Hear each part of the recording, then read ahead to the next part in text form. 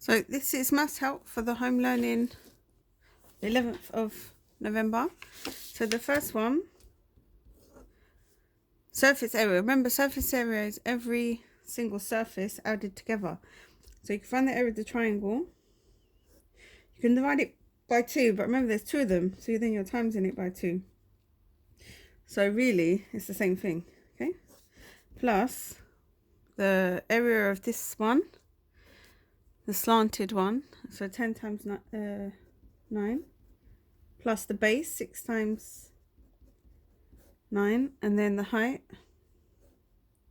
is 8 times 9. Okay, so check. I've got 1, 2, 3, 4, 5. It's got 1, 2, 3, 4, 5.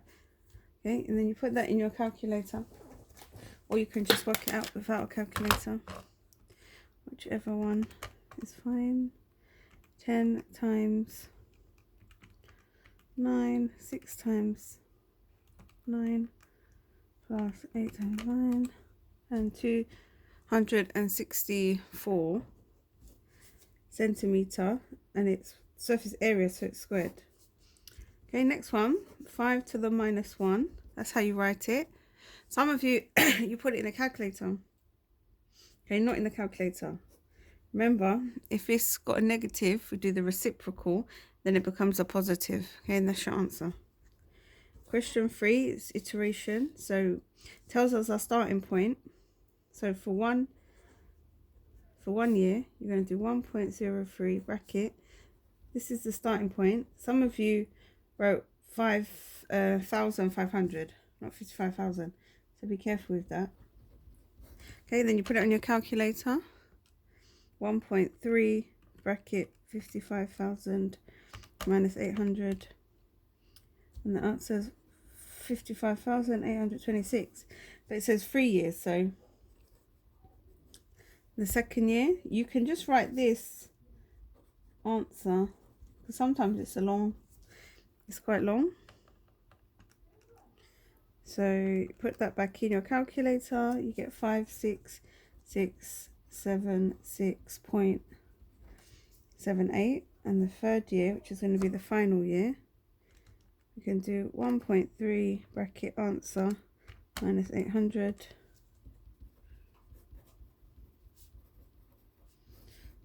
And 57553. Because there's people in a town, I don't want to leave a decimal. So that's my answer. Okay, now for question 4, prove the proof one.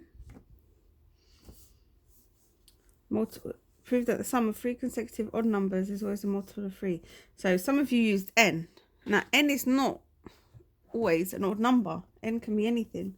But if you times something by 2, we know it's going to be even. And if you take away 1 from that, it's going to be odd. Okay? From 2n, that's going to be even. If I add an odd number, they need to be consecutive. Okay? So that's going to be 1. And 2n plus 3. Okay? And then it says the sum. So let's add them together. 1, 2, 3, 4, 5, 6. 6n plus 3. I need to show it's always a multiple of 3, so factorize it so 3 is on the outside. Because no matter what this is, you're going to multiply it by 3. Therefore, it's going to be a multiple of 3. Okay?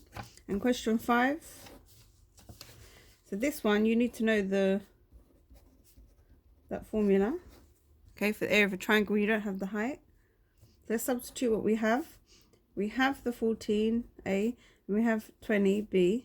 Seeing we don't have x. That's here, we don't know what that is, but we do know it equals 100. So let's rearrange it. So this is all multiplying. So let's divide it by that, and on this side as well. And you get sin x equals, so let's do on the calculator, 100 divided by a half times 14 times 20. And you get 5/7.